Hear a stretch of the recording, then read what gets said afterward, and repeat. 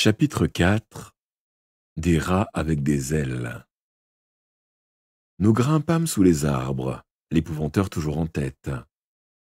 Au cours de la demi-heure qui suivit, mon maître s'efforça de brouiller notre piste, de sorte que personne ne puisse nous suivre, pas même des chiens.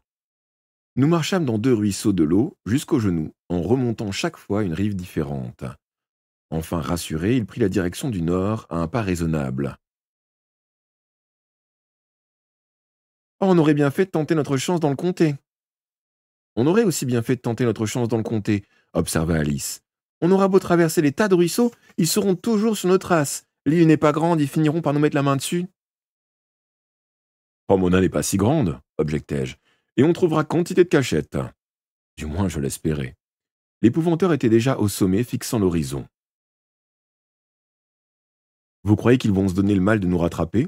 demandai-je quand je l'eus rejoint. « Oh, ça ne m'étonnerait pas, petit. Je parie que notre ami en bas va se réveiller avec un bon mal de crâne.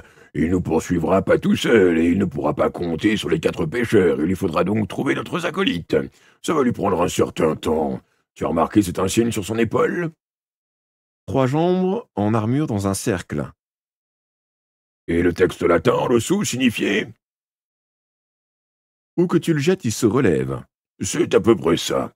Une devise qui évoque la confiance en soi.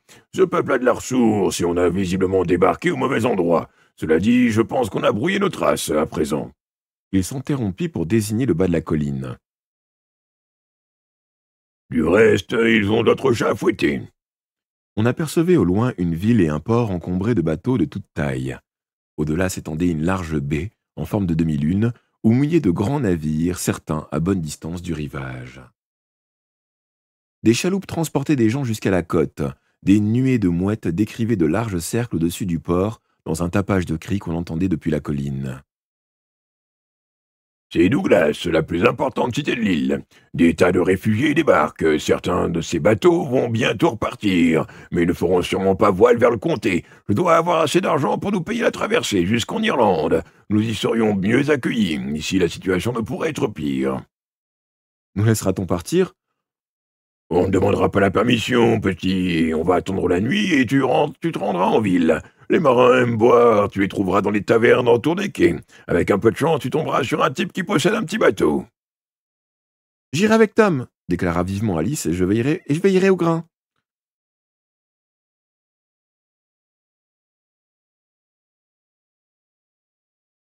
« Non, jeune fille, tu resteras avec moi et les chiens. Le garçon ira seul pour une fois. » Pourquoi Alice ne m'accompagnerait-elle pas ? 2 yeux, 2 perdus valent mieux qu'une.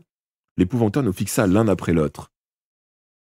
« Êtes-vous attaché par une chaîne invisible ? Vous ne vous quittez plus depuis quelque temps. Non, c'est décidé, la fille reste ici. » Alice me lança un coup d'œil et je vis la peur dans ses yeux.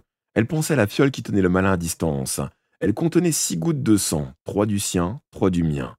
Alice était en sécurité tant qu'elle restait près de moi. Si je descendais en ville, rien n'empêcherait le malin de se venger d'elle. Je savais que même si elle ne tentait plus de discuter son ordre, elle désobéirait à l'épouvanteur et me rejoindrait. Je descendis la colline dès la nuit tombée, laissant sur place mon manteau, mon sac et mon bâton. Les îliens n'étaient apparemment pas bien disposés envers les épouvanteurs et leurs apprentis. À cette heure, on nous cherchait sans doute en ville. Le vent avait chassé les nuages, la nuit était claire et un demi-croissant de lune pâle voguait haut dans le ciel. Je n'avais pas parcouru 100 pas que je m'arrêtai et attendis.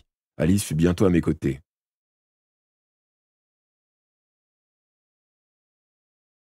« Monsieur Grégory n'a pas essayé de te retenir ?» Elle secoua la tête. « Oh, je lui ai dit que j'allais chasser le lapin. Il a jeté un coup d'œil sur mes pieds et j'ai su qu'il ne me croyait pas. » Je vis alors qu'elle était pieds nus. « J'ai caché mes souliers dans ton sac, Tom.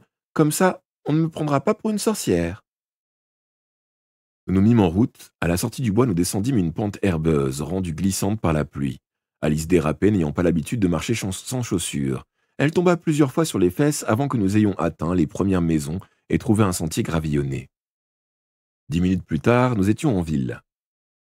Nous parcourûmes des ruelles pavées, étroites, qui menaient au port. Douglas regorgeait de marins, cependant quelques femmes circulaient parmi eux, la plupart pieds nus, comme Alice. Rien ne la distinguait donc de ses semblables, sauf qu'elle était de loin la plus jolie. Les mouettes semblaient aussi nombreuses que les humains, téméraires, agressives, Elle piquait vers les têtes des gens. J'en vis une arracher une tranche de pain des mains d'un homme à l'instant où il mordait dedans. Oh, des vraies saletés, ces oiseaux, grommela Alice. Des rats avec des ailes, voilà ce qu'ils sont. Nous atteignîmes une large artère animée où toutes les 5 maisons s'ouvrait une taverne. Je regardais à travers les carreaux de la première. Elle semblait bondée, mais je ne compris pas à quel point avant de pousser la porte. Une bouffée d'air chaud et une forte odeur de bière me frappèrent au visage. Les buveurs, bruyants, remuants, s'y tenaient épaule contre épaule. Pour me faufiler entre eux, il m'aurait fallu jouer des coudes. De la tête, je notifiai à Alice que je renonçais. Les auberges suivantes étaient toutes aussi surpeuplées, mais dans une ruelle transversale, j'en aperçus une autre. Elle était presque déserte. Seuls quelques clients étaient assis au bar sur de hauts tabourets. Je m'apprêtais à entrer quand le patron nous menaça du poing. Dehors, vous deux, on ne veut pas de racailles ici. Je ne me le fis pas faire, je ne me le fis pas dire 2 fois. Pour rien au monde, je n'aurais risqué d'attirer l'attention sur nous. J'allais retourner vers la rue principale quand Alice me tira dans la direction opposée. Essayons de ce côté, Tom. On dirait une autre taverne plus bas. Elle avait raison. L'auberge était au bout de la ruelle, juste au coin, face au port. Comme la précédente, elle était presque vide. Le patron me lança un regard plus curieux qu'hostile. Cet intérêt ne me disant rien qui vaille, je reculai. À cet instant, une voix prononça mon nom. Ma parole, ne serait pas Tom Ward. Un homme à la large figure rougeaude, encadré par des favoris impressionnants, vint à ma rencontre. C'était Baines, le marin de la Céleste que maman avait affrété pour nous emmener en Grèce l'été précédent. Le bateau mouillait habituellement au port de Sunderland. Sans doute avait-il transporté ici une cargaison de réfugiés fuyant les envahisseurs. Oh, ça fait plaisir de te revoir, petit. Toi aussi, jeune fille. Je lui avais pas du tout fait cette voix-là avant.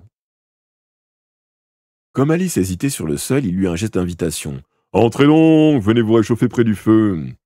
Le capitaine portait un long ciré sombre sur un épais chandail de laine grise. Un marin sait s'équiper pour résister au frima. Il nous conduisit vers une table vide, dans un coin de la salle, où nous prîmes place avec des tabourets face à lui. Avez-vous faim demanda-t-il. Je fis signe que oui. À part quelques bouchées de fromage, nous n'avons rien mangé depuis la veille au soir, quand Alice nous avait préparé des lapins. Patron, appela-t-il, apporte-nous 2 steaks et des tourtes bien assaisonnées. Se tournant de nouveau vers nous, il baissa la voix. Qui vous a fait traverser? Un pêcheur. Il nous a déposés au sud-est de Douglas. Néanmoins, on a tout de suite été repérés. Un type armé d'un gourdin a tenté de nous arrêter, mais M. Grégory l'a assommé et on a pu s'échapper. Et où est ton maître en ce moment?